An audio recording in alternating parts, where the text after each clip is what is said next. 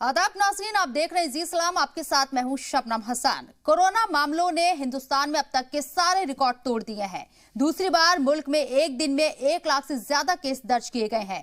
वजारत सेहत की ताजा रिपोर्ट के मुताबिक गुज़िश्ता 24 घंटे में 1,15,700 नए कोरोना केस सामने आए हैं और 630 मरीजों की जान भी चली गई है। हालांकि 59,856 लोग कोरोना से ठीक भी हो चुके हैं। इससे पहले 4 अप्रैल को 1,03,000 नए कोरोना केस सामने आए थे।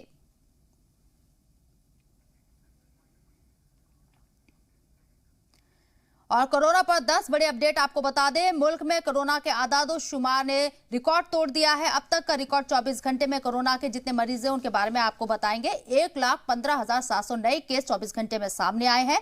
महाराष्ट्र में कोरोना के रिकॉर्ड यहां पर 55,469 नए मामले सामने आए हैं। उधर दिल्ली में कार में अकेले बैठने पर मास्क जरूरी हो गया है। हाईकोर्ट ने इसका हुक्म दिया है। दिल्ली हाईकोर्ट ने कार को पब्लिक प्लेस माना है और 8 अप्रैल से बंद हो जाएगी दिल्ली में एम्स ओपीडी।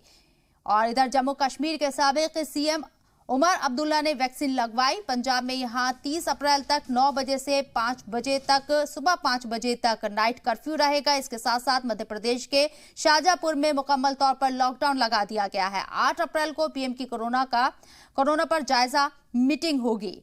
तो कोरोना को लेकर जिस तरह से हालात बस से बदतर होते जा रहे हैं, इसको लेकर तमाम रियासतें सख्त कदम उठा रही हैं। पंजाब की अगर बात करें तो पंजाब में रात 9 बजे से सुबह 5 बजे तक नाइट कर्फ्यू लगा दिया गया है। इसके साथ साथ शादी में शरीक होने वालों की तादाद भी यहां पर फिक्स कर दी गई है। 50 से ज्यादा लोग शादी में शरीक नहीं हो पाएंगे। मास्क लगाना बेहद जरूरी होगा। और बात अगर दिल्ली की करें तो दिल्ली में अगर आप कार अकेले चला रहे हैं तब भी आपको मास्क पहनना होगा, नहीं तो आपका चालान कट सकता है। दिल्ली हाईकोर्ट ने बड़ा फैसला लेते हुए कार को एक पब्लिक प्लेस माना है। कार में अकेले बैठने पर भी मास्क लगाना जरूरी है। दिल्ली हाईकोर्ट ने कार के अंदर अकेले मास्क पहनने के फैसले को दिल्ली हाईकोर्ट में चैलेंज किया गया था, जिस पर दिल्ली हाईकोर्ट ने कहा है कि मास्क कोरोना वायरस को रोकने के लिए एक सिक्योरिटी कवच है। मास्क न सिर्फ पहनने वाले लोगों की हिफाजत करता है, साथ ही उसके सामने आने वाले शख्स की भी हिफाजत करता है।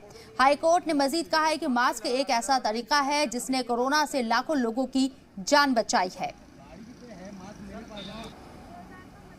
डॉक्टर स्वाति महेश्वरी हमारे साथ लाइव मौजूद है। इस मौजू पर बात करने के लिए उनका रुख करते हैं। डॉक्टर स्वाति, इस्तकबाल है आपका जी सलाम में। शुक्रिया। डॉक्टर स्वाति, बड़े ही यहाँ पर फिक्र की बात है कि कोरोना के मामले लगातार बढ़ रहे हैं। वैक्सीन भी आ चुकी है, बावजूद इसके मामले तेजी से बढ़ रहे हैं। क्या कहेंगे आप इस पर, किस तरह से देखती हैं? देखिए, बिल्कुल इस वक्त हम बहुत ज्यादा खतरनाक मोड़ पर हैं और जिस तरह से अब कोरोना की रफ्तार है ये बहुत ज्यादा खतरनाक है और चिंताजनक भी है।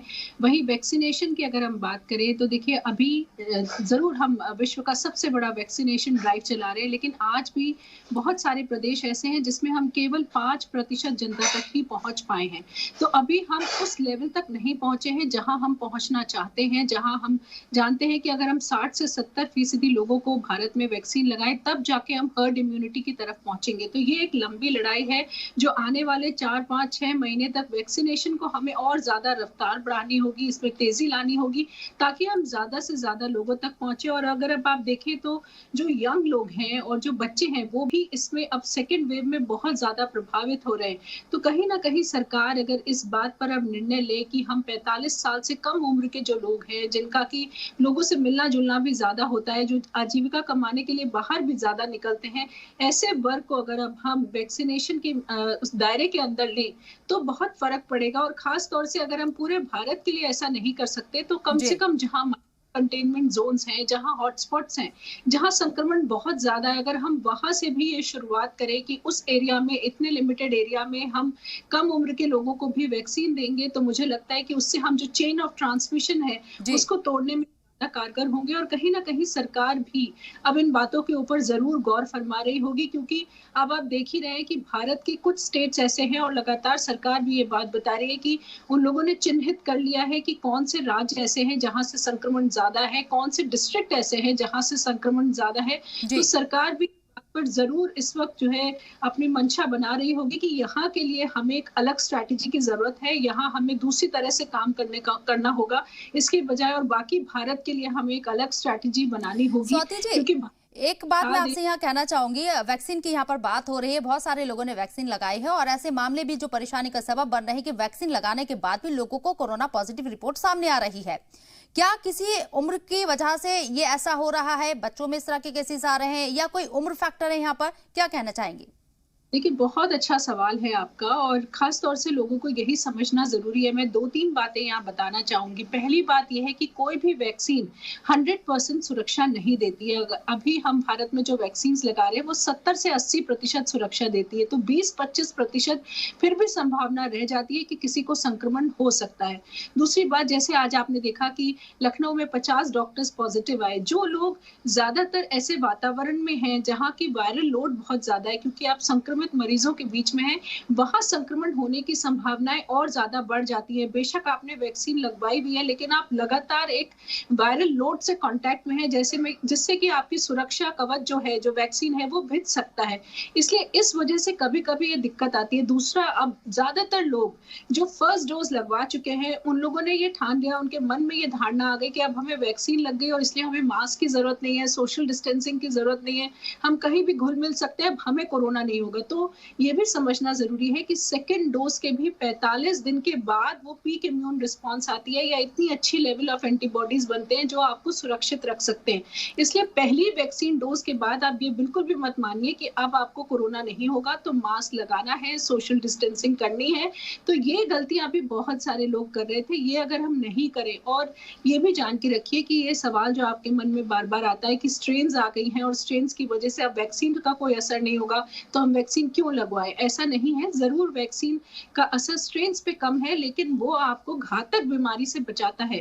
तो अभी हम मान के चल रहे हैं कि जिनको वैक्सीन लग चुकी है, उन्हें जब कोरोना होगा तो उनका कोरोना उतना ज्यादा तीव्र नहीं होगा, घातक नहीं होगा, उनको तब कोरोना मामूली बीमारी के रूप में होगा। इसलिए वैक्सीन लगवाना सभी के लिए बहुत जरूरी है।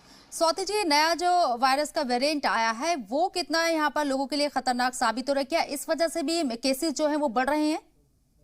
तो बिल्कुल देखिए, इसकी वजह से हम देख रहे हैं कि इतनी ज्यादा तेजी आई है रफ्तार में। अगर आप देखिए तो यूके में, अमेरिका में, ये बड़े बड़े देश हैं जिनके घुटने टिक गए हैं, और इसी वजह से, क्योंकि ये जो नया स्ट्रेन है ये बहुत तेजी से फैलता है। और वही अब हम भारत में भी देख रहे हैं कि जिस तरह से अब लहर आई है, सारे राज्यों के रिकॉर्ड्स ब्रेक हो रहे हैं, सब जगह नई पीक्स बन रही हैं।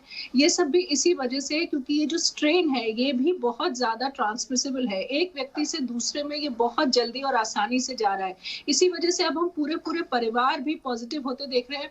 और आप इस तरह के मामले अब बहुत देख रहे हैं कि सोसाइटी में 40 लोग पॉजिटिव हैं, जेल में 50 लोग पॉजिटिव हैं, हॉस्पिटल में लोग पॉजिटिव आ रहे हैं। तो अब पूरा जो एक क्लस्टर है वो पॉजिटिव आ रहा है, और ये खास तौर से इसी वजह से भी है कि स्ट्रेन्स हैं अब भारत में और ये ज्यादा तेजी से फैल रही है।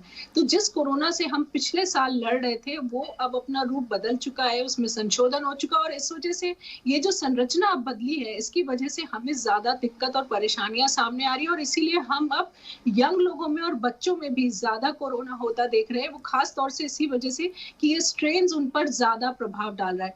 इसीलिए हमें बहुत ज्यादा इस वक्त सचेत रहने की जरूरत है, और खुद की सुरक्षा खुद के ही हाथ में है। तो अगर हम लोग अपने मास्क और सोशल डिस्टेंसिंग का ध्यान रखें तो हमारा परिवार भी सुरक्षित रहेगा, हम कोरोना उन तक नहीं लेकर के आएंगे, और हमारा देश भी जल्दी इस चपेट से बाहर आएगा।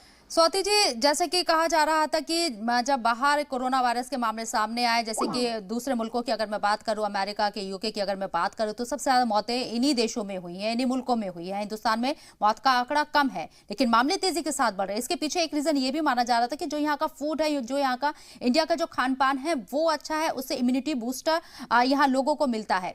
लेकिन जंक फूड और जो सिट्रस फूड है वो कितना हद तक यहाँ कोरोना को रोक सकते हैं? जंक फूड कितना दावत देते हैं? देखिए, बिल्कुल ठीक बात है, और ये बात सही है कि भारत का जो खान पान है, और हम लोग शुरू से जो मसाले अपने खाने में खाते आए हैं, और हमारे यहाँ जो रिवाज है जिस तरह से खाने को बनाने का, फ्रेश खाना खाने का, फल सब्जी खाने का, उससे हमें जरूर फायदा हुआ है। अभी भी देखिए, लोग अदरक खा रहे हैं, काढ़ा बना के पी रहे हैं, ये सब चीजें हमें फायदा करती हैं। और जो लोगों ने ये सब चीजें छोड़ दी थी, उनको दोबारा ये सब जरूर शुरू करना चाहिए। लेकिन अगर आप ये बात करें कि अब आप देखिए कि पिछले कुछ दिनों में जब लोग अच्छा खाने पीने लग गए थे, अब फिर से सब जंक फूड की तरफ चल गए, फिर से बाहर बैठ के खाना खाने लगे, मंगाने लगे।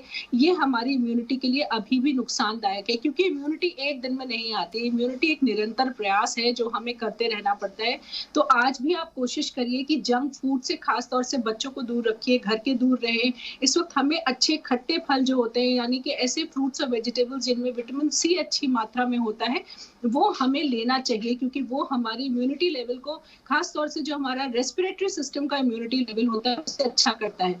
तो अगर हम इन चीजों का सेवन करें तो हमारा इम्यूनिटी लेवल अच्छा रहेगा और हमें कोरोना से बचा सकेगा। क्योंकि अब आप जिस तरह से देख रहे हैं कि लोग बिल्कुल ही कोरोना के डर से बाहर आ चुके थे, ना कोई हम मास्क और सोशल डिस्टेंसिंग तो छोड़ दीजिए, वैसे भी इम्यूनिटी के लिए जितनी बातें पिछले 1 साल में हुई, जो बताया गया कि ये करना जरूरी है, वो सब लोगों ने छोड़ दिया। अब आपको कहीं हैंड सैनिटाइजर नहीं मिलेगा, कहीं लोग आपको स्टीम लेते हुए नहीं मिलेंगे, कहीं लोग आपको इस तरह का ध्यान रखते हुए अब नहीं मिलेंगे कि हमें इन बातों का ध्यान रखना है ताकि कोरोना नहीं हो। तो अब दोबारा हमें उस तरफ जाना ही होगा, अपनी मानसिकता को उस तरफ ले जाना होगा, क्योंकि अब आप देख रहे हैं कि अस्पताल फुल हो चुके हैं, आईसीयू बेड्स नहीं हैं, लोग एक अस्पताल से दूसरे अस्पताल भटक रहे हैं और ये अब स्थिति और ज्यादा गंभीर होगी। जिस तरह से आपने देखा है, महाराष्ट्र अभी ऑक्सीजन की डिमांड कर रहे हैं, उधर दूसरे राज्य भी हैं जहां अस्पताल फुल हो गए हैं और लोगों को एक राज्य से दूसरे राज्य तक जाना पड़ रहा है ट्रीटमेंट के लिए।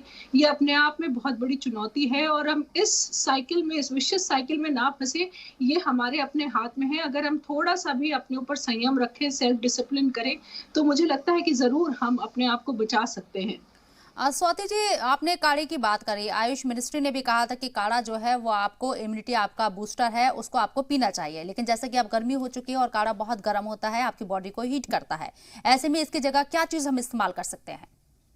देखिए, अभी भी आप काढ़े का इस्तेमाल कर सकते हैं। अगर आप उसे बहुत स्ट्रॉन्ग नहीं बनाएं, अगर आप माइल्ड बनाएं, तो आप अभी भी उसका इस्तेमाल कर सकते हैं। उसकी बजाय आप स्टीम सुबह शाम ले सकते हैं। आप गर्म पानी का, थोड़ा गुनगुने पानी का सेवन कर सकते हैं और साथ में विटामिन सी लीजिए। आप गोली के रूप में भी ले सकते हैं, फ्रूट्स और वेजिटेबल्स के रूप में भी ले सकते हैं और मल्टीविटामिन्स लेने चाहिए। क्योंकि अगर देखिए, हम फल और सब्जी के लिए इसीलिए बोलते हैं क्योंकि उनमें तरह तरह के अलग अलग मल्टीविटामिन्स होते हैं। लेकिन आप ऐसे समय में एक तरफ इनका सेवन करिए, वहीं कुछ मल्टीविटामिन्स की गोलियां भी आती हैं जो आप ले सकते हैं और लेनी चाहिए ऐसे समय में, क्योंकि इस वक्त आपके शरीर को ज्यादा इम्यूनिटी की जरूरत है और आपको उसकी तरफ ज्यादा ध्यान देने की जरूरत है। तो अगर हम ये सब भी करें तो ये छोटी छोटी चीजें ही हैं जो सुनने में बहुत मामूली और आसान लगती हैं और इसीलिए हमारा ध्यान ज्यादा इनकी तरफ नहीं जाता है। लेकिन ये चीजें बहुत कारगर हैं और पिछले साल भी इसने हमें कोरोना से काफी हद तक बचाया था। तो आज भी अगर हम ये छोटे छोटे स्टेप्स अपने रूटीन में लाएं तो मुझे लगता है कि इससे काफी फायदा हो सकता है। स्वाति जी, हिंदुस्तान के अंदर रिकवरी रेट बहुत अच्छा है, बहुत ज्यादा लोग यहाँ ठीक भी हो रहे हैं। जो कोरोना पॉजिटिव हो गए थे उनको कहीं ना कहीं ठीक होकर वो घर भी जा रहे हैं। लेकिन लापरवाही इस पर भी कितनी भारी पड़ सकती है? क्योंकि लोग सोचते हैं कि भाई एक बार हमें कोरोना हो गया, एंटीबॉडी बन गई, अब कुछ दिन तक हमें कोरोना नहीं होगा, लापरवाह हो जाते हैं। तो ऐसे लोगों को क्या मैसेज देंगे आप? बिल्कुल, आपने ठीक कहा कि ऐसे में लापरवाही नहीं करनी चाहिए। और देखिए, आईसीएमआर की अभी-अभी स्टडी भी सामने आई है जिसमें उन्होंने बताया है कि भारत में जिनको कोरोना हो चुका था उसमें से भी 5% लोग ऐसे हैं जिनको दोबारा कोरोना हो रहा है। तो जो लोग ये सोच रहे हैं कि हमें कोरोना एक बार हो गया, हमें एंटीबॉडीज बन गई हैं शरीर में, अभी आप भी सुरक्षित नहीं है, क्योंकि ये स्ट्रेन्स जो हैं इनमें एक खास बात जो देखी जा रही है वो ये है कि जो हमारी पहले की एंटीबॉडीज हैं, जो हमारे शरीर का इम्यूनिटी सिस्टम है, उसको चकमा देने की ताकत भी अब इस नए स्ट्रेन में है। वो भी इसको, हमारी इम्यूनिटी को इवेट करना जानता है। इस वजह से कोई भी जना इस वक्त, आज की तारीख में, चाहे आपको कोरोना स्वाभाविक तौर से हुआ है, चाहे आपने वैक्सीन लगवाई है, चाहे कोई भी बात है, आपको ये नहीं मान के चलना है कि हम पूरी 100% सुरक्षित हो गए, अब हम बिना मास्क, बिना सोशल डिस्टेंसिंग के घूम सकते हैं। ऐसा बिल्कुल नहीं है। आपको अभी भी उन चीजों का पालन करना होगा जरूर। अब आपका इम्यूनिटी सिस्टम औरों से बेहतर है, क्योंकि अगर आपके अंदर बॉडीज हैं, चाहे वैक्सीन से या स्वाभाविक तौर से, लेकिन आप रिस्क पर अभी भी हैं, आप वनरेबल अभी भी हैं। तो ये बिल्कुल मत सोचिए कि कोरोना दोबारा नहीं हो सकता है। बिल्कुल। स्वाति जी, आप हमारे साथ बनी रहिए। हमारे रिपोर्टर जितेंद्र नूरा भी हमारे साथ लाइव जुड़ गए हैं जम्मू से अपडेट लेकर। जितेंद्र, आपका रुख करना चाहूंगी मैं, अभी जम्मू में किस तरह के हालात है? देखिए, आपको बता दूं कि जम्मू की बात करें तो जम्मू में अगर कोविड की बात करें, कोविड को लेकर अभी लोगों में अवेयरनेस नहीं है। कहीं ना कहीं लोगों को जो भूल गए हैं कि पहले जो कोविड था कहीं ना कहीं लोगों पे काफी भारी पड़ा है। देखा जाए तो कोविड के चलते हुए लोगों का बिजनेस की बात करें, बिजनेस में नुकसान हुआ है। देखा जाए तो स्कूलों बच्चों को काफी नुकसान है, बच्चों को ऑनलाइन पढ़ाई करनी पड़ती है। कहीं ना कहीं आज भी देखा जाए तो सरकार की तरफ से काफी बाजारों में कैंप क्या नाम कोविड के काउंटर लगाए गए हैं। आने जाने को पकड़ के टेस्ट करवा रहे हैं। जिन लोगों ने मास्क नहीं पहने हैं उनको मास्क दिए जा रहे हैं, उनको समझाया जा रहा है भाई अभी कोविड खत्म नहीं हुआ है, आपको कोविड से लड़ना है। आप जब वैक्सीन बात सोचेंगे, आपको वैक्सीन लग रही है, आप ठीक हो जाएंगे, लेकिन जो कोविड है जो सब पे भारी है, अभी आपको 2 गज की दूरी बनाकर रखनी है, सैनिटाइजर का इस्तेमाल करना है। कहीं ना देखा जाए तो लोग अभी इस चीज को मानने के लिए तैयार नहीं है। कहीं ना कहीं सरकार से अब सख्त फैसले लिए गए हैं। सरकार से कहा गया है जो लोग बिना मास्क के हमें दिखेंगे उनका काफी चालान किए जाएंगे। कम से कम जो चालान की कीमत होगी 500 से लेकर 1000 रुपए तक होगी। फिर भी लोग इसको मानने को तैयार नहीं है। अगर देखा जाए तो अभी क्लासों के एग्जाम शुरू हो चुके हैं। बच्चों की बात करें, बड़ों से बच्चे ज्यादा समझदार है क्योंकि वो मास्क का इस्तेमाल कर रहे हैं, सैनिटाइजर का इस्तेमाल कर रहे हैं। वो आने जाने को समझा भी रहे हैं भाई आप मास्क पहन के चलिए, सैनिटाइजर का इस्तेमाल करिए, ऐसे मत घूमिए। कहीं ना कहीं कोविड आपको पकड़ सकता है, कहीं ना कहीं और भी लोगों को में ला सकता है। कहीं ना कहीं एहतियात यहाँ पर बरतनी बेहद जरूरी है। विशाल रघुवंशी भी हमारे नुमाइंदे जुड़ गए हैं लखनऊ से, उनका भी रुख कर लेते हैं। आप लोग हमारे साथ बने रहिए। विशाल, अभी लखनऊ में किस तरह की अपडेट सामने आ रही है? 40 डॉक्टर कोरोना मुतासिर हो चुके हैं, अस्पताल के अंदर किस तरह के हालात अभी? देखिए, फिलहाल अभी जो नए आंकड़े आए हैं उसमें पूरे उत्तर प्रदेश में पिछले 24 घंटे में 6023 नए मामले आए हैं और प्रदेश में 31,987 कोरोना के एक्टिव मरीज हैं, जिसमें 18,680 के करीब लोग जो है वो होम आइसोलेशन में है। अभी तक कुल अगर हम बात कर रहे हैं तो सैंपल की तो जरूर जो है जांच जो है वो तेज की गई है, लेकिन लगातार जिस तरह से मामलों में बढ़ोतरी हो रही है ये खतरे की घंटी है और लगातार इस बात को लेकर निर्देश भी दिए जा रहे हैं कि लोग जो है एहतियात बरतें, मास्क लगाएं, इसके साथ साथ जो सोशल डिस्टेंसिंग उसका पालन करें, लेकिन उसके बावजूद भी लोग जो है लापरवाही दिखा रहे हैं और इसी वजह से जो मामले हैं वो बढ़ते जा रहे हैं।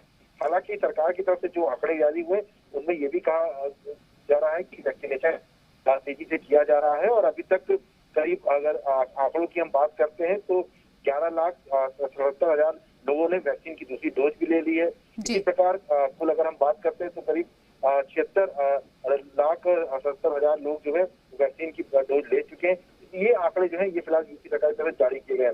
इसके साथ साथ शहरी और ग्रामीण क्षेत्रों में ग्राम निगरानी समिति, मोहल्ला निगरानी समिति को भी सक्रिय किया गया है।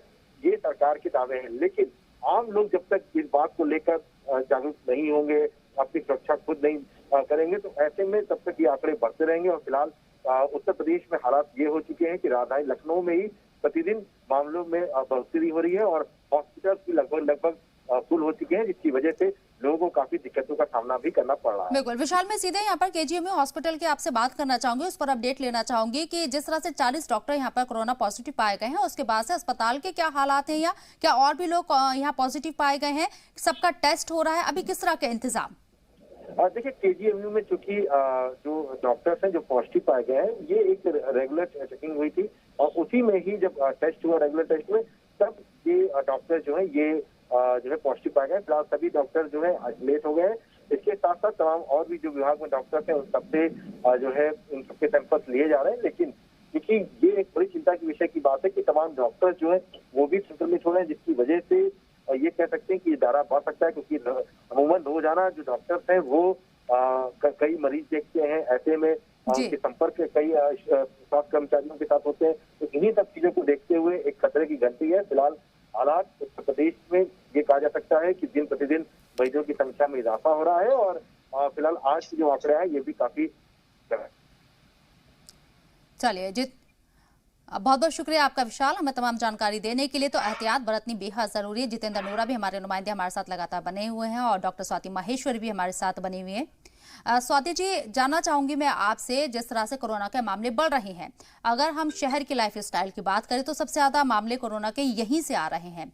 महाराष्ट्र के ही आप यहाँ पर एग्जाम्पल ले लीजिए, बहुत भीड़ भाड़ वाला इलाका है, रियासत है यहाँ पर बहुत भीड़ भाड़ वाली, सबसे ज्यादा मामले वहीं से हैं। लोगों की लापरवाही भी है, साथ ही साथ क्या कहेंगे कि जो आबादी है, पॉपुलेशन है, उसके लिए भी वो भी एक जिम्मेदार है यहाँ पर कोरोना के जो बढ़ते केसेस उसके लिए?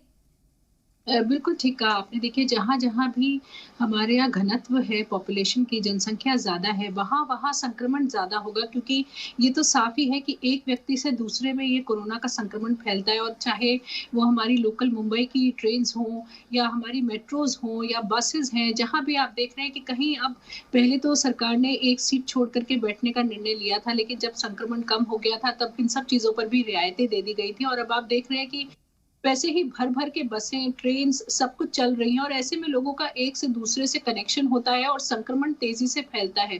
और ये चीज़ ज़्यादा आपको शहरों में इसलिए भी दिख रही है क्योंकि शहरों में ये सुविधाएँ ज़्यादा है और शहरों में काम करने वाले लोग गाँव से आते हैं और वहाँ पर जो आप स्लम एरियाज़ वग़ैरह भी देखते हैं, जहाँ पर कि बहुत कम लोगों के बीच में डिस्टेंस होता है, बहुत छोटे-छोटे घर भी होते हैं और ऐसे में वहाँ पब्लिक टॉयलेट्स होते हैं जो कि सब लोग इस्तेमाल करते हैं। तो इन सभी कारणों से धीरे-धीरे संक्रमण जो है और तेज़ी से इस एरिया में फैलता है। लेकिन अब आप देखिए कि जिस तरह से पलायन भी अब शुरू हो गया है महाराष्ट्र में मिनी लॉकडाउन के बाद और बाकी डिस्ट्रिक्ट्स में भी, तो ये संक्रमण अब छोटी सिटीज़ में भी जाने का खतरा बहुत बढ़ गया है। और अगर आपको याद हो तो जब प्रधानमंत्री जी ने राज्य सरकारों के साथ मीटिंग की थी, तो उसमें उन्होंने इस बात को उजागर भी किया था कि इस बार हम टियर 2, टियर 3 सिटीज़ और गाँव तक संक्रमण को फैलते देख रहे हैं। और जी। ये बहुत चिंता का विषय है और इसी वजह से आप नंबर्स में भी इतना ज़्यादा उछाल देख रहे हैं। और ज़्यादा चिंता की बात ये है कि हमारा जो हेल्थ केयर सिस्टम है, वो सिटीज़ में ज़्यादा अच्छा है और हमारे जो रूरल एरिया है, उसमें हेल्थ केयर सिस्टम इतना अच्छा नहीं है। तो लोगों के लिए चुनौतियाँ भी बहुत ज़्यादा होंगी, क्योंकि जब तबीयत खराब होती है, जब आपको अस्पताल भागने की ज़रूरत होती है, तो उन्हें एक बहुत लंबा रास्ता है जो तय करना पड़ेगा एक अच्छे अस्पताल तक पहुँचने के लिए।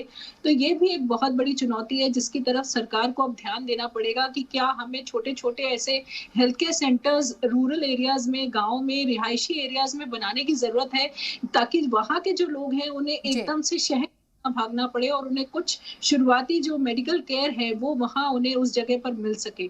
तो बहुत सारी अब चुनौतियाँ जो हैं वो फर्स्ट वेव से सेकंड वेव में बहुत तब्दील हो चुकी हैं और जी। बहुत फ़र्क और उनकी तरफ ध्यान जाना बहुत ज़्यादा ज़रूरी है। चलिए, ये तो बात हुई कि हमें अपना सिस्टम जो है उसको दुरुस्त करना है, क्योंकि गांव में भी इस तरह के मामले अब कोरोना के बहुत ज्यादा सामने आ रहे हैं। लेकिन सबसे पहले एहतियात हम लोगों को ही बरतनी है। आप और हमें एहतियात बरतकर कोरोना जैसी वबा को कहीं ना कहीं पीछे छोड़ना है, उसे हटाना है, उससे खुद को बचाना है। बहुत बहुत शुक्रिया स्वाति जी हमारे साथ जुड़ने के लिए। हमारे नुमाइंदे जितेंद्र, आपका भी बहुत बहुत शुक्रिया तमाम जानकारी हम तक पहुंचाने के लिए, और विशाल आपका भी बहुत बहुत शुक्रिया तमाम जानकारी हम तक पहुंचाने के लिए।